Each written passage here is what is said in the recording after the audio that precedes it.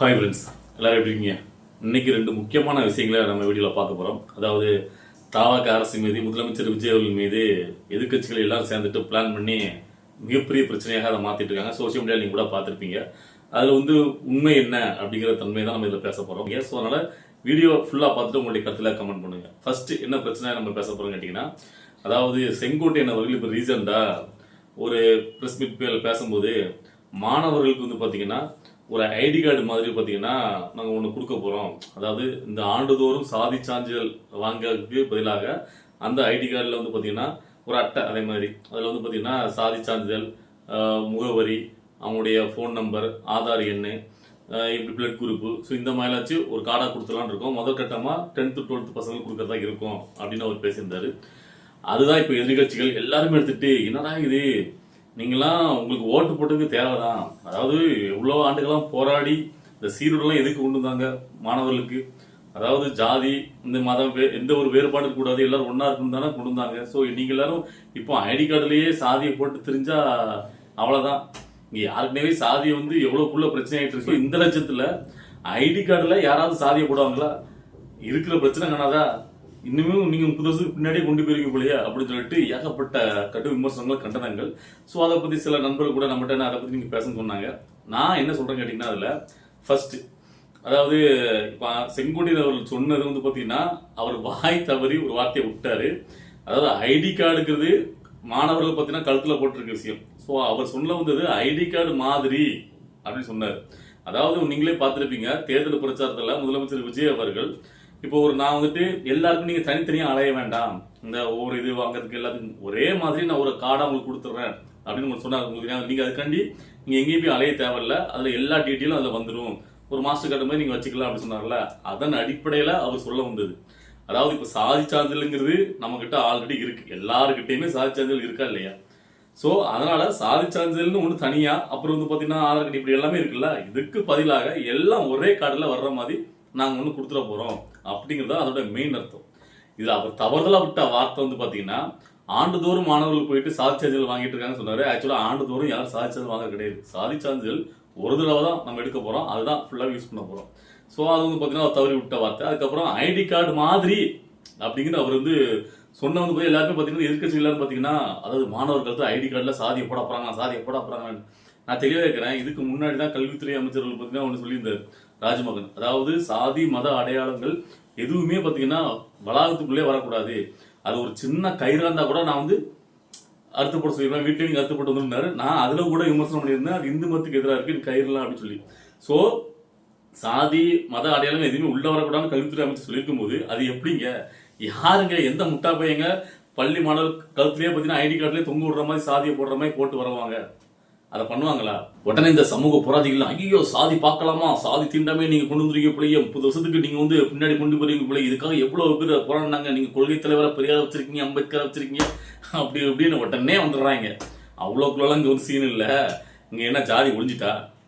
நான் கேட்கறேன், ஜாதி இல்லையா நம்ம நாட்டுல? எல்லா இடத்துலயும் ஜாதி இருக்கு. அதாவது பிள்ளைங்க ஸ்கூல்ல சேர்க்கும் போதே சாதி சான்றிதழ் இருக்கிற வரைக்கும் இங்க ஜாதி இருக்கும், சாதி அடிப்படையால இடஒதுக்கீடு கொடுக்குற வரைக்கும் இங்க ஜாதி இருக்கும், வாழ்ந்துகிட்டே தான் இருக்கும். அதெல்லாம் உங்களால் ஒன்றும் பண்ண முடியாது. உடனே பார்த்தீங்கன்னா இவங்கெல்லாம் பார்த்தீங்கன்னா அப்படியே சாதியை ஒழிச்சு கிழிச்சிட்ட மாதிரி தான். யாராவது ஒருத்தங்க எந்த கட்சி ஜாதி அடிப்படையான இடஒதுக்கீடு நாங்கள் கொடுக்க மாட்டோம், கவர்மெண்ட் கெஜெட் ஜாதி எடுப்போம் அப்படின்னு சொல்லுங்க பார்ப்போம். அதெல்லாம் சொல்லுங்க, ஒருத்தரும் வரமாட்டாங்க. ஸோ இவங்க சொல்ல ஒரு கருத்தை அப்படி டோட்டலாக மாற்றி விட்டுருது. அவர் சொல்ல ஐடி கார்டு மாதிரி ஒரு அட்டையை நாங்கள் கொடுக்க போறோம், அதில் எல்லா டீட்டெயிலும் வந்துருந்தார். இது ஆல்ரெடி நம்முடைய முதலமைச்சர் விஜய் அவர்கள் அவருடைய தேர்தல் பிரச்சாரத்திலே சொன்னது. உங்களுக்கு ஞாபகம் இருக்குன்னு நினைக்கிறேன். எல்லாமே ஒரே இதில் நான் பண்ணி விடுறேன், இதுக்காக நீங்க எங்கேயும் அலையக்கூடாது அப்படின்னு சொன்னார். அதுதான் கான்செப்ட். ஆனா உள்ள பூந்து ஆனா ஒண்ணு நான் சொல்றேன் கேட்டீங்கன்னா, தமிழை வச்சு காலத்தை சேர்ந்த அந்த அமைச்சர்கள் பெருமக்கள் நீங்க பேசும்போது இன்னும் கொஞ்சம் தெளிவா நீங்க பேசணும். பாத்தீங்களா, அவர் சொல்லக்கூடிய வார்த்தை ஒவ்வொன்றையும் இப்போ எல்லாரும் கவனிச்சிட்டு இருக்காங்க, ஒத்து கவனிக்காங்க. ஒரு சின்ன நீங்க ஒரு மாத்தி பேச கூட பெருசா ஒரு நெகட்டிவிட்டி கட்டிடுவாங்க. ஸோ அதனால அதை கவனமா பேசுங்க அப்படின்னு நான் சொல்லுவேன். ஓகேவா? சரி, ஓகே. இதுக்கப்புறமா இன்னொரு முக்கியமான ஒரு சர்ச்சை என்னன்னு கேட்டீங்கன்னா, இப்போ பாத்தீங்கன்னா நம்ம தமிழ்நாடு அரசாங்க சார்பில் பாத்தீங்கன்னா ஒரு அரசாணையை வெளியிட்டிருக்காங்க முதலமைச்சர் விஜய் அவர்கள். அதாவது தமிழ்நாடு டெல்லி சிறப்பு புதிய அதிகாரியாக பாத்தீங்கன்னா ஜனநாயகம் பட தயாரிப்பாளர் வெங்கட் நாராயணனை நியமிக்கிறதாக ஒரு அரசாணை வெளியிட்டிருக்காங்க. ஸோ இதுக்கு பாத்தீங்கன்னா எல்லா எதிர்கட்சிகளும் பயங்கரமான ஒரு விமர்சனம். அது எப்படி ஒரு அமைச்சருக்கு நிகரான ஒரு பதவி, அதுல பாத்தீங்கன்னா தமிழ்நாட்டை சேர்ந்த ஒருத்தர் தானே வைக்கணும். உங்களுடைய பட தயாரிப்பில் நீங்கள் படம் நடிச்சவராக இருந்தால் அவரத்துக்கு நீங்கள் அந்த போஸ்ட்டை போட்டிருக்கீங்களா, கர்நாடகாவில் போட்டிருக்கீங்களா அப்படின்னு ஏகப்பட்ட விமர்சனங்கள். நான் ஒன்று கேட்குறேன், இல்லை முதலமைச்சர் அவரா இல்லை நீங்களா, இல்லை என்ன முடிவு எடுக்கணும் உங்கள்கிட்ட கேட்டு தான் எடுக்கணுமா? இல்லை அவர் அந்த பதவி வந்து பார்த்தீங்கன்னா அவருக்கு யார் விசுவாசமாக இருப்பாங்களோ அந்த பதவிக்கு யார் தகுதியானவங்களோ பார்த்து அவர் போடுறாரு. இப்போ நான் கேட்குறேன், ஏன் இது வரைக்கும் வெளி மாநிலத்தவங்கள தமிழ்நாட்டினுடைய எந்த ஒரு இதுலையுமே யாருமே யூஸ் பண்ணது கிடையாதா? அதாவது நம்மளுடைய உரிமை பறிக்கப்பட்டுதா, ஏதாவது பிரச்சனை வருதா அப்படிங்கிற பட்சத்தில் அதை பேசுங்க, அது ஓகே. எதை அடுத்தாலும் நோட்ட சொல்லணும் அப்படின்னு ஆரம்பிச்சிங்கன்னா, இப்போ இதுக்கு முன்னாடி பார்த்தீங்கன்னா ஒரு பண்டித்தை வந்து பார்த்தீங்கன்னா அவருடைய சிறப்பாளர் நியமிச்சார், அப்பவுமே இதான் தூக்கிட்டு வந்தீங்க. அது எப்படி வந்து பார்த்தீங்கன்னா நீங்கள் ஜோசியரை போடலாம், மூட நம்பிக்கை இருக்குன்னு உடனே அவர் வந்து பார்த்தீங்கன்னா அதை வாபஸ் வாங்கிட்டாரு. என்னை பொறுத்த வரைக்கும் முதலமைச்சர் விஜய் அவர்கள் நீங்கள் ஒன்ஸ் ஒரு முடிவு எடுத்துட்டீங்கன்னா அல்லது பின்வாங்காதீங்க, தயவு செஞ்சு அதாவது ஸ்ட்ராங்காக இல்லைங்க.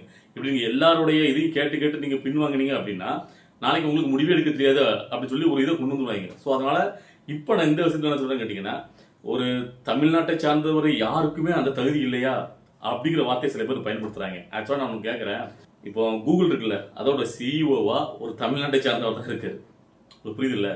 ஸோ அப்போ அங்கே இருக்கிறவங்களுக்கு யாருக்குமே தகுதி இல்லைன்னு சொல்லுவாங்கல்ல, அப்படி கிடையாது.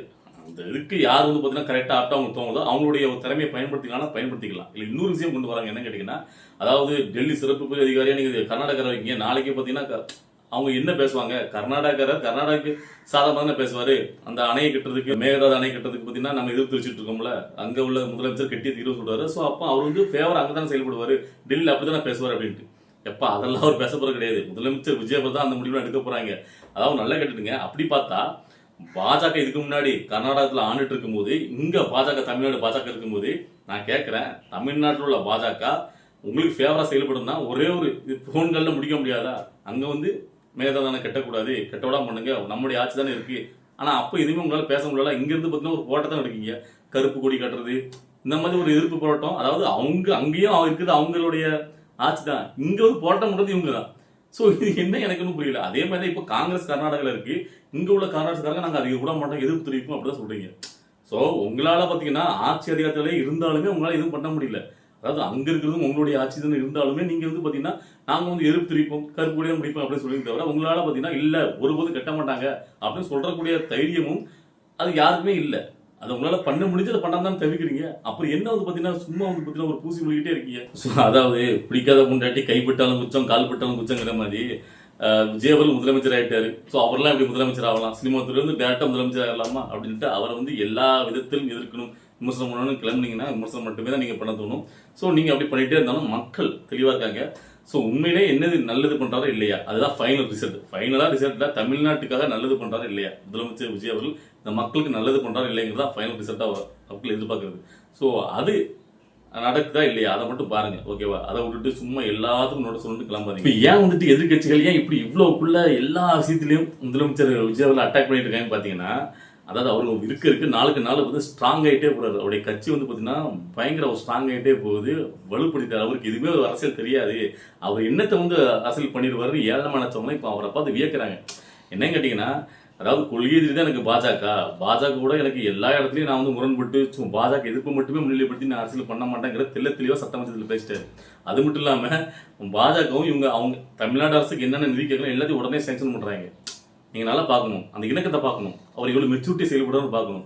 கொள்கை எதிரி பாஜக தான், ஆனா நாங்க வந்து மத்திய அரசாங்கத்தை நாங்க எப்படி நட்போட நாங்க இருக்கணும், அப்படின்னா நல்லிணக்கம் கொஞ்சம் இணக்கமா இருந்தா நீங்க மக்களுக்கு உண்டான நல்லதான் பண்ண முடியும். சும்மா எதுக்கத்துல முறைக்கூடாதுல்ல, பிரச்சனை எல்லாத்தையும் அவர் வந்து எதிர்ப்பா தான் இருக்காரு, நீட்டுக்கு எதிர்ப்பா தான் இருக்காரு, சொல்ல போன இருமொழி எல்லாத்தையும் அவர் வந்து பாத்தீங்கன்னா அதே நிலைப்பாடு தான் இருக்காரு, அதே மாற்றுக்கிறது இல்லை. ஆனா சும்மா எதுக்கெடுத்தாலும் பாஜக திட்டிக்கிட்டு வச்சு அந்த அரசியல் பண்ண மாட்டாங்க தெளிவா சொல்றாரு. அது ஒரு மெச்சூரிட்டியான ஒரு நிலைப்பாடு தானே.